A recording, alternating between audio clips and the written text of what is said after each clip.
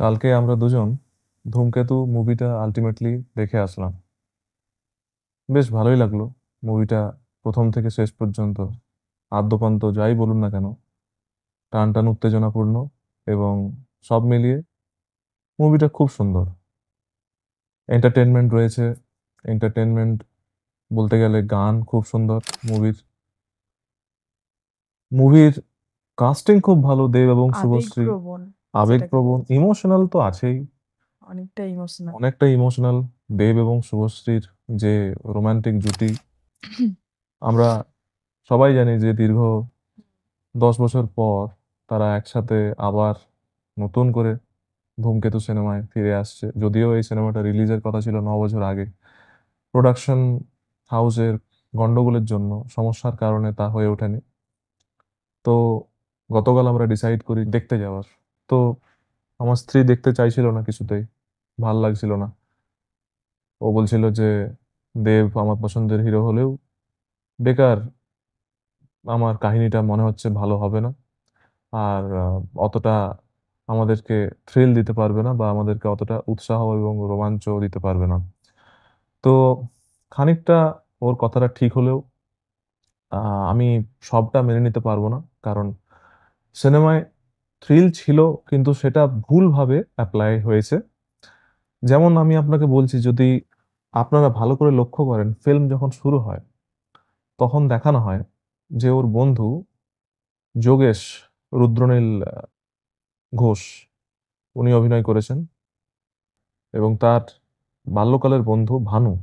এই দুজনের যে চাইল্ডহুড ফ্রেন্ডশিপ এবং এই যে ফ্রেন্ডশিপের কেমিস্ট্রি খুব সুন্দরভাবে ফুটিয়ে তোলা হয়েছে। দুজন বন্ধুর মধ্যে যে নিবিড় একটা বন্ডিং, বন্ধুত্ব আসলে কি জিনিস, যদি আপনারা এই সিনেমাটা দেখেন অবশ্যই বুঝতে পারবেন যে সত্যিকারের বন্ধু কাকে বলে। এবং রুদ্রনীলের অভিনয়ও খুব ভালো রুদ্রনীলের ছিল অভিনয় খুব এখানে। ভালো ছিল, অনেকটাই স্ক্রিন প্রেজেন্সও পেয়েছে। এবং ওকে দেখানো হয় প্রথমেই, ওর যে চরিত্র তাকে খুব এলাবোরেটলি দেখানো হয়েছে সিনেমায়। এবং সিনেমা শুরু হতেই না হতেই ওকে কিডন্যাপ করা হয়।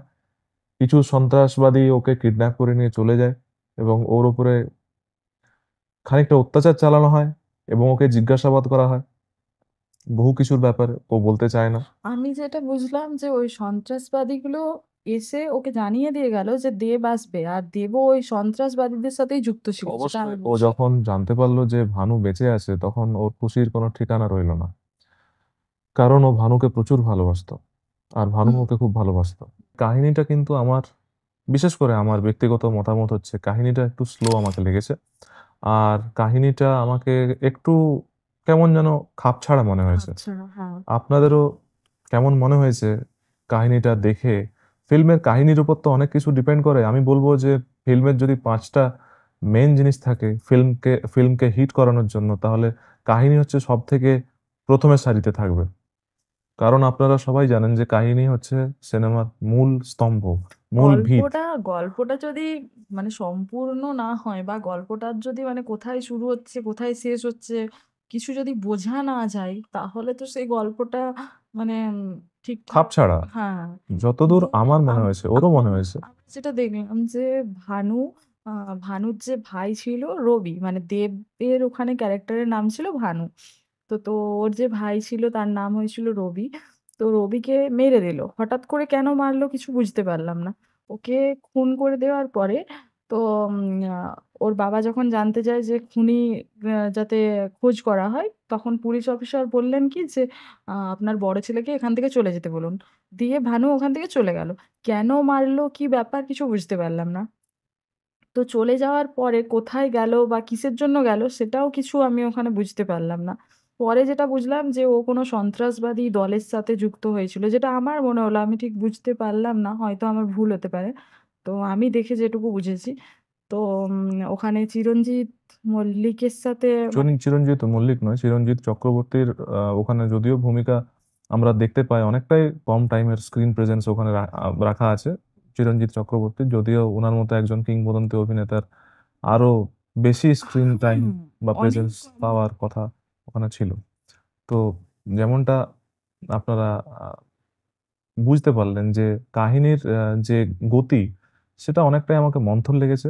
এবং কখনো কখনো খাপছাড়া লেগেছে। কাহিনী কিভাবে শুরু হচ্ছে, কখন কোন চরিত্র কানেক্ট করছে অডিয়েন্সের সাথে, ইমোশনালি কানেক্ট করতে পেরেছে। কিন্তু ওভারঅল যদি আপনারা বলতে চান, ওভারঅল যদি আমাকে জিজ্ঞাসা করেন যে কাহিনী কেমন হয়েছে বা কাহিনী কেমনভাবে সাড়া দিয়েছে দর্শকদের মনে, আমি বলব দেব এবং শুভশ্রীর জুটি তো হিট, এটা আমরা জানি।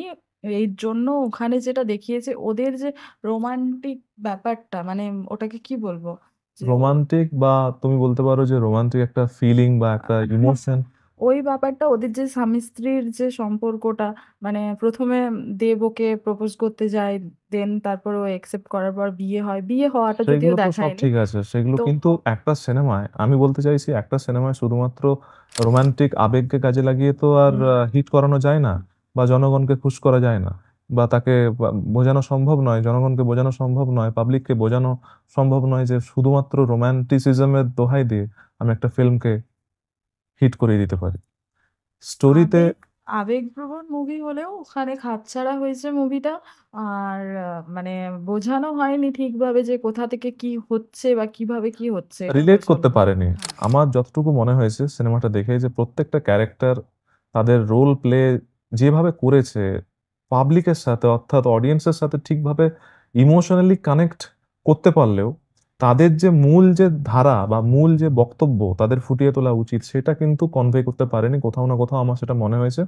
এবং আমার খটকা লেগেছে, আশ্চর্য লেগেছে আরেকটা জায়গায়, দেবকে কেন ওরকম একটা মানে কি বলবো, বয়স্ক ব্যক্তির হুলিয়া নিয়ে, ছদ্মবেশ নিয়ে আসতে উম, হয়েছে।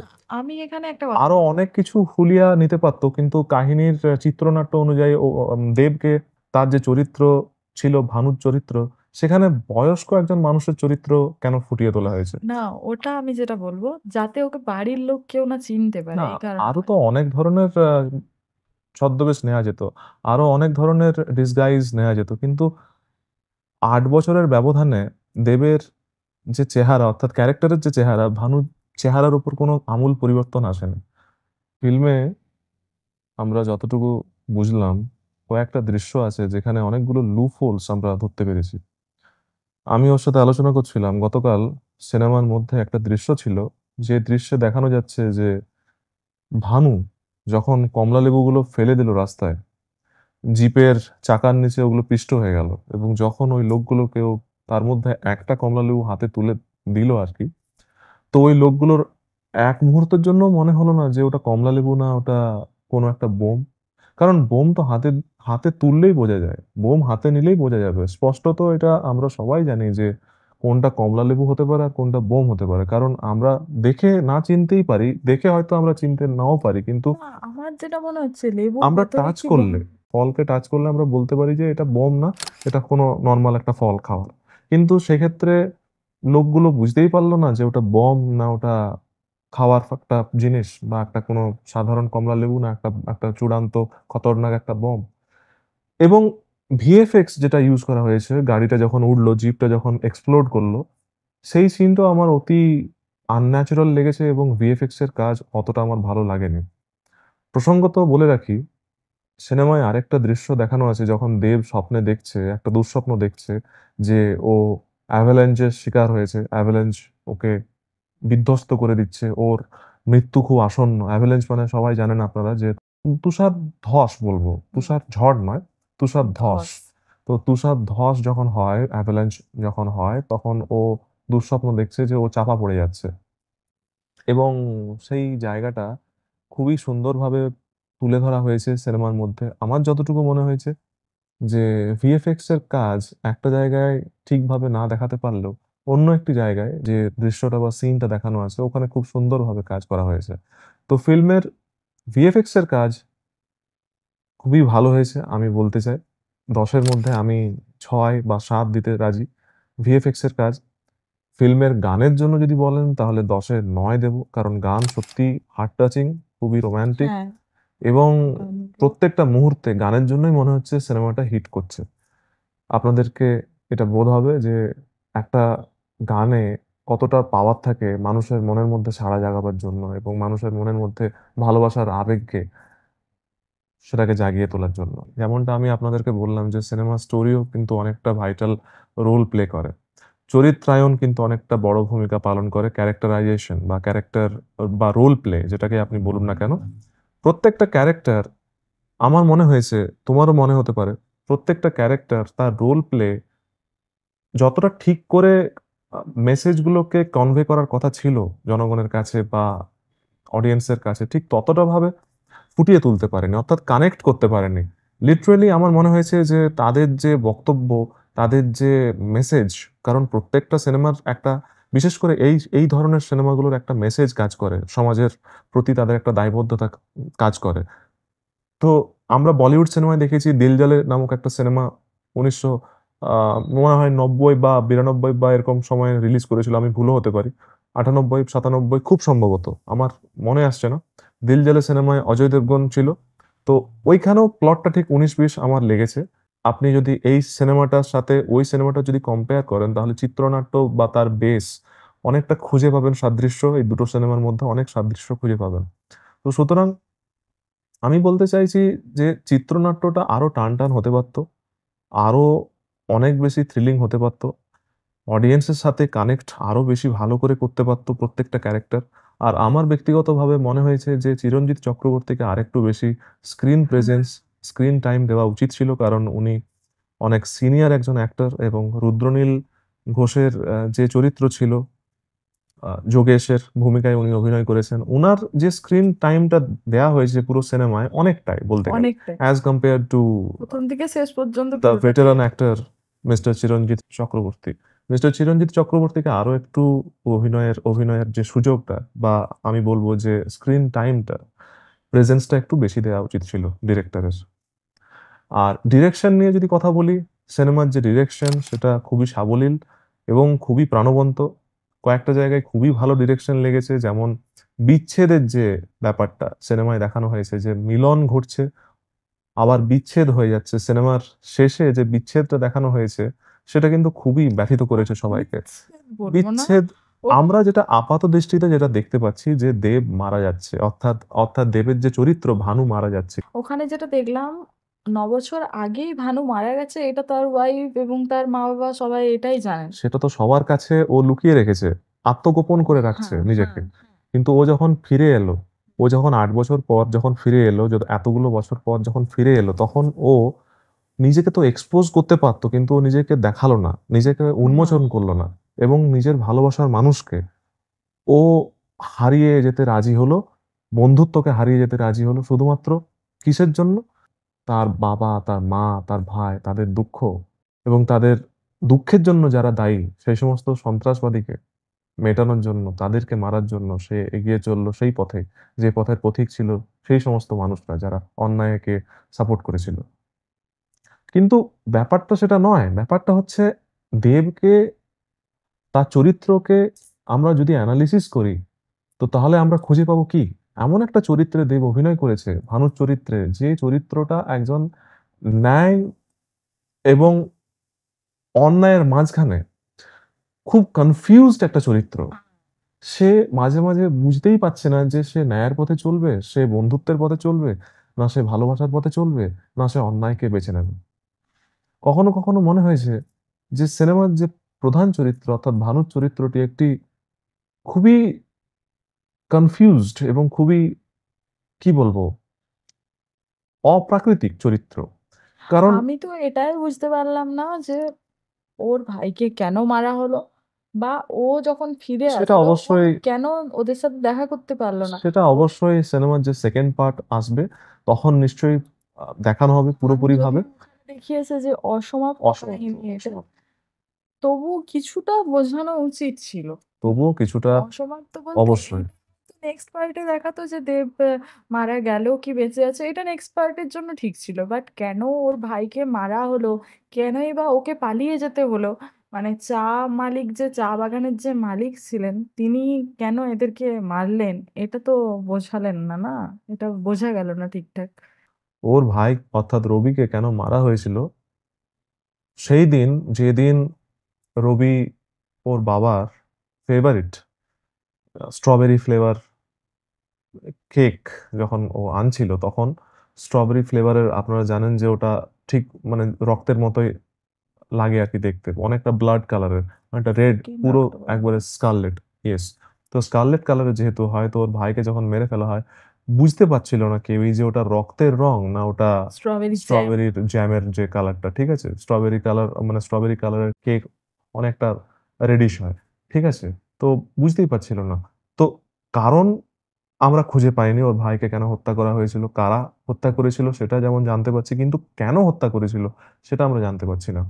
যদি আপনারা জানতে পারেন তাহলে অবশ্যই কমেন্ট বক্সে কমেন্ট করে জানাবেন জানাবে। যে আপনারা যদি বুঝতে পেরেছেন যে ওর ভাই অর্থাৎ রবিকে কেন মারা হয়েছিল। ২ ভাইয়ের বন্ডিং খুব ভালো ছিল ছোটবেলায়। ওরা প্রচুর বদমাইশি করতো একসাথে, প্রচুর আড্ডা মারতো একসাথে। ২ ভাইয়ের মধ্যে যে বন্ডিংটা থাকার কথা সেটা ছিল। কিন্তু হঠাৎ করে এমনটা কেন হলো ওর ভাইয়ের সাথে? অবশ্যই জানাবেন কমেন্ট বক্সে। আর আবেগপ্রবণ তো মানে ওখানে ভালোবাসার যে সম্পর্কটা এত ভালোভাবে ফুটিয়ে তুলেছে, যেটা আমার খুব ভালো লেগেছে। কিন্তু ব্যাপারটা হচ্ছে এত বছর পর আমরা সবাই চেয়েছিলাম দেব এবং শুভশ্রীর সিনেমায় যাতে মিলন ঘটে। মিলন ঘটে, মিলন তো হ্যাঁ। ঘটলো কিন্তু বিচ্ছেদের একটা সুরও তার সাথে, সাথে বেজে উঠলো। তার সাথে, সাথে বিচ্ছেদের যে সুরটা বাজলো তাতে কিন্তু অনেকের মন ব্যথিত। বিশ্বাস করুন আর নাই করুন, সিনেমার যে শেষটা অর্থাৎ ক্লাইম্যাক্স এ যা দেখানো হয়েছে তাতে কিন্তু 80 থেকে 90% দর্শকই কিন্তু অখুশি। তারা এটাকে ট্র্যাজিক এন্ডিং হিসাবেই ধরে নিয়েছে এবং ওদের রিয়েল লাইফ অনুসারেই হয়তো শেষটা করা হয়েছে। শেষ হতেও পারে, হতেও পারে যে শেষটা শেষ হয়েও হইল না শেষ।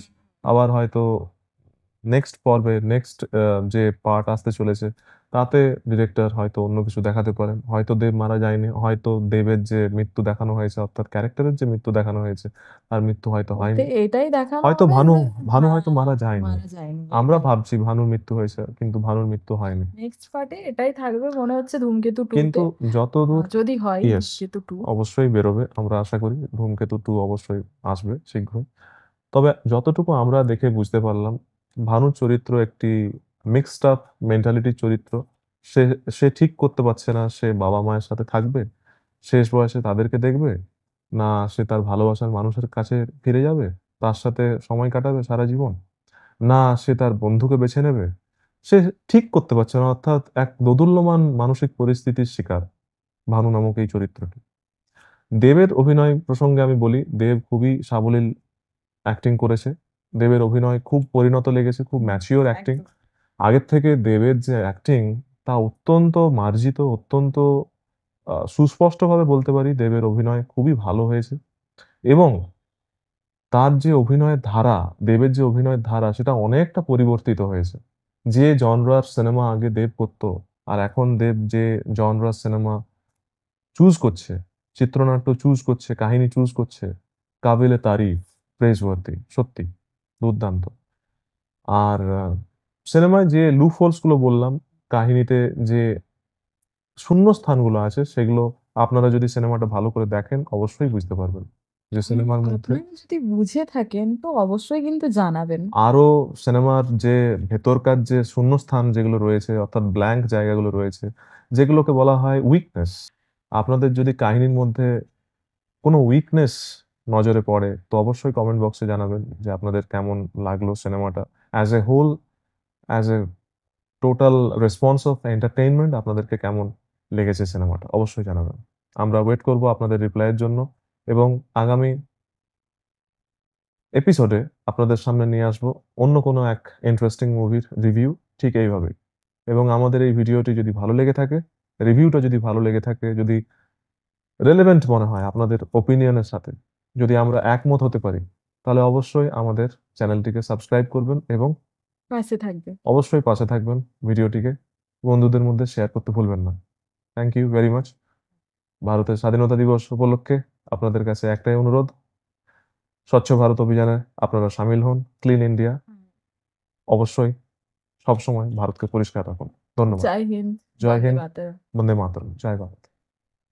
বাই দ্য ওয়ে বন্ধুরা, আমি এই পুরো মুভিটাকে 10 এর মধ্যে 6 দিচ্ছি। আপনারা কত দিতে চান 10 এর মধ্যে অবশ্যই কমেন্ট বক্সে কমেন্ট করে জানান। আমি আপনাদের উত্তরের জন্য অপেক্ষা করব। ধন্যবাদ।